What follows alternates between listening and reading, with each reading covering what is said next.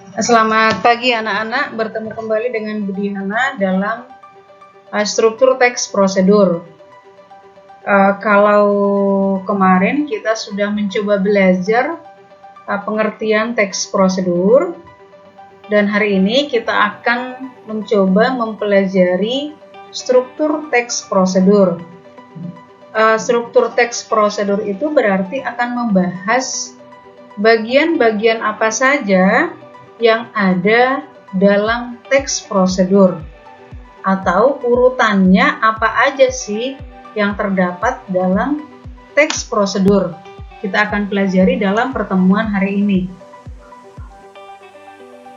Ibu mau mengingatkan tentang pengertian teks prosedur, yaitu teks yang berisi langkah-langkah untuk melakukan suatu aktivitas.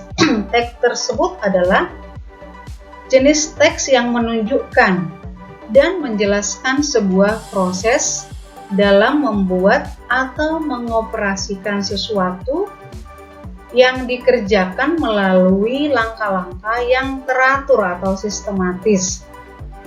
Teks prosedur berisi langkah-langkah yang harus dilakukan atau wajib dilakukan agar suatu tindakan atau aktivitas itu terlaksana dengan baik dan memperoleh hasil yang sempurna. Apa sih tujuan teks prosedur? Ada Ibu rangkum menjadi dua saja. Yang pertama adalah teks prosedur bertujuan untuk memberikan petunjuk cara melakukan sesuatu melalui serangkaian kegiatan. Misalnya, kalau kalian mau membuat kerajinan tangan dari bambu, maka di situ dijelaskan urutannya atau tahap-tahapnya, mulai dari bahan baku bambu sampai terjadi kerajinan tangan yang kalian inginkan. Itu ada petunjuk di sana. Bagaimana kalian melakukannya, mengikuti petunjuk tersebut mulai dari awal sampai pada akhir. Tujuan yang kedua adalah memudahkan pendengar atau pembaca dalam melakukan suatu aktivitas secara tepat. Tentu kalau ada petunjuk atau ada sketch, maka kita akan mudah melakukan aktivitas tersebut. Misalnya, kalau kita membeli mie goreng, misalnya Indomie goreng, di bungkus plastiknya itu sering tertulis ada komposisi, ada cara memasaknya seperti apa, sampai Indomie itu bisa kita makan. Jadi mudah untuk kita lakukan karena sudah ada petunjuk. Karena itulah, maka biasanya teks prosedur itu bisa bertujuan memudahkan kita melakukan aktivitas secara tepat dan hasilnya pun akan maksimal memuaskan. Kita lanjutkan pada jenis teks prosedur. Ibu rangkum menjadi 3 jenis teks prosedur. Yang pertama adalah teks prosedur cara membuat sesuatu. Seperti tadi, kalau kita mau memasak mie goreng, berarti dari yang belum matang atau belum bisa dimakan menjadi siap dimakan. Di sana ada proses membuat. Itu namanya adalah teks prosedur cara membuat sesuatu. Atau contoh lain, misalnya kalian membuat kursi dari kayu. Kayu itu adalah bahan baku, belum jadi, maka dibuat sesuai petunjuk sehingga bisa menjadi tempat duduk. Maka yang tadi bahan baku kayu menjadi sebuah kursi adalah teks prosedur cara membuat sesuatu. Yang kedua adalah jenis teks prosedur cara melakukan sesuatu. Ketika kalian mau sholat atau mau wudhu misalnya, pasti ada juga cara-cara yang kalian ikuti prosesnya melakukan sesuatu atau aktivitas yang akan lakukan sesuai langkah-langkah atau tahapan-tahapan. Itu adalah cara melakukan sesuatu. Lalu jenis teks prosedur, cara memainkan sesuatu. Contoh, kalau ada alat musik kalian beli, lalu ada cara petunjuk memainkannya. Atau kalau kalian mau menonton televisi, maka ada petunjuk juga untuk bagaimana supaya tahapan menonton televisi itu bisa dilakukan dengan baik. Atau misalnya kalian mau melakukan kegiatan yang lain, harus sesuai dengan tahapan-tahapan. Itu adalah cara memainkan sesuatu. Jadi, teks prosedur itu apabila dilihat dari jenisnya, ada 3 jenis teks prosedur. Kalian ingat karena nanti akan ada sebuah teks dan kalian harus bisa menentukan jenis teks prosedur apa teks tersebut.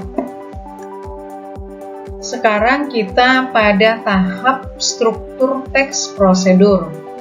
Biasanya kalau dalam sebuah teks, kita konsentrasi pada struktur dan ciri bahasa. Nah, kalau dalam struktur teks prosedur, ada 3 bagian. Yang pertama, ada tujuan, lalu ada tahapan-tahapan, lalu ada penegasan ulang. Nah, kita bahas tujuan yang pertama. Yang termasuk dalam tujuan, judul teks prosedur juga bisa masuk dalam tujuan. Kemudian di dalam tujuan juga tertulis tujuan teks pembuatan prosedur. Misalnya, dalam teks ini akan menghasilkan sebuah mie goreng yang enak dan gurih. Itu tujuan teks pembuatan prosedur. Lalu, berisi hasil akhir yang akan dicapai. Harus tertulis dalam tujuan. Lalu tahapan yang kedua atau bagian yang kedua adalah tahapan-tahapan. Harus dibuat tahapannya secara sistematis dari mulai awal sampai kepada akhir. Misalnya, menentukan topik prosedur. Apa nih yang mau ditulis topiknya atau temanya? Misalnya membuat makanan kah?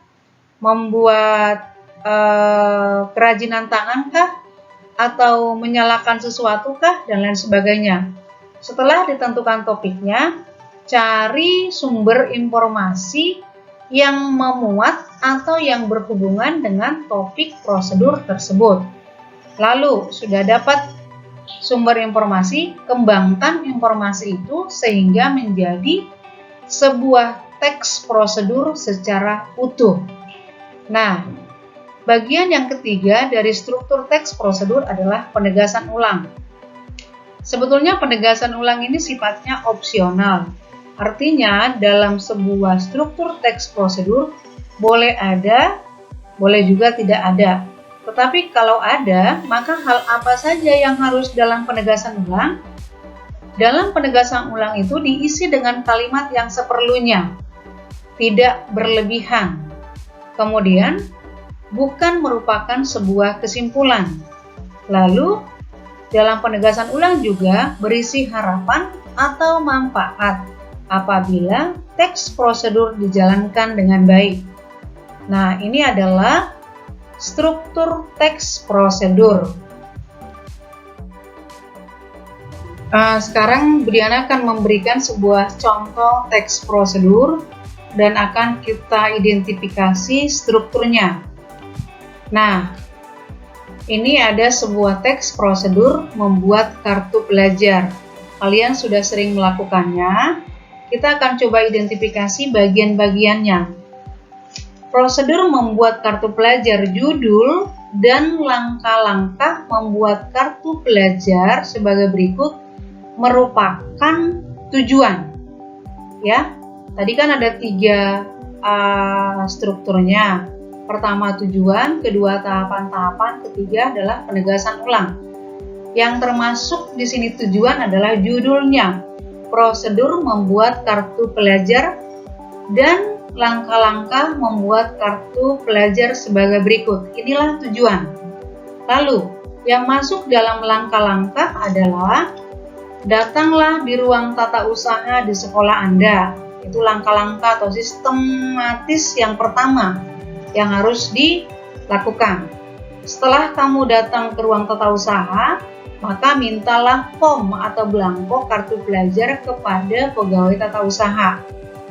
Lalu setelah ada formnya, isilah form tersebut atau isilah belangko tersebut dengan benar dan jujur.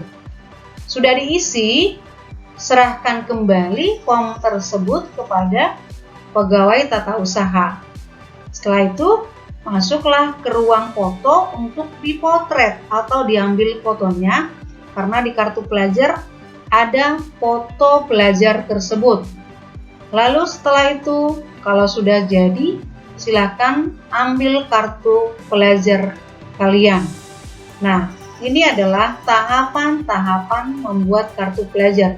Mulai dari nomor 1 sampai 6, itu adalah tahapannya. Tetapi prosedur membuat kartu pelajar yang merupakan judul ini dan langkah-langkah membuat kartu pelajar sebagai berikut merupakan tujuan. Nah, kenapa tidak ada penegasan ulang? Tadi sudah Ibu sampaikan bahwa penegasan ulang boleh ada dan boleh tidak ada. Tetapi kalau kalian mau membuat di sini penegasan ulang, maka penegasan ulangnya adalah apabila kita mengikuti langkah-langkah di atas, maka kartu pelajar akan selesai dengan tepat waktu, atau kartu pelajar, pengurusan kartu pelajar akan sesuai dengan sistem yang ada jika memang harus ada penegasan ulang. Tetapi tidak pun membuat penegasan ulang tidak jadi masalah. Nah, sekarang akan ada soal. Karena tadi sudah Ibu jelaskan, maka ada soal atau latihan yang harus kalian kerjakan. Teks prosedur 3 ini adalah untuk kelas 11 MIPA 1. Apa yang akan kamu kerjakan dari teks prosedur 3 ini? Yang pertama adalah tentukan jenis teks prosedur ini. Tadi kan sudah Ibu jelaskan bahwa jenis teks prosedur ada 3. Kamu ingat kembali atau buka kembali slide sebelumnya, lalu tentukan jenis teks prosedur apa ini. Kemudian, setelah sudah tahu jenis teks prosedurnya, soal yang kedua adalah identifikasilah struktur teks tersebut. Tentukan bagian-bagiannya, yang mana tujuannya, yang mana tahapannya, dan yang mana penegasan ulang. Nah, ini adalah soal untuk 11 MIPA 1. Sama dengan tugas yang di atas tadi untuk 11 MIPA 1. Kalau yang ini adalah soal untuk 11 MIPA 2. Sama tugasnya, yang pertama adalah tentukan jenis teks prosedur di atas. Tadi sudah Ibu jelaskan bahwa jenis teks prosedur ada 3, lalu kamu tentukan dari yang ketiga itu, ini jenis teks prosedur apa. Lalu, identifikasi struktur teks tersebut. Struktur ada 3. Nanti tentukan yang mana tujuan, yang mana tahapan, yang mana penegasan ulang. Jangan lupa bahwa penegasan ulang boleh kamu tulis, boleh juga tidak ditulis. Nah, ya, terima kasih anak-anak untuk pembelajaran hari ini. Semoga kalian bisa pahami dan semoga seluruhnya mengerjakan tugas yang Ibu kasih. Tetap semangat ya.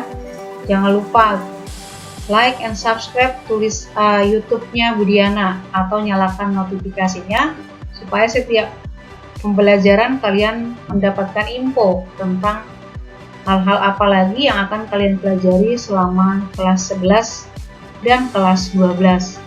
Tetap semangat dan selalu rajin belajar.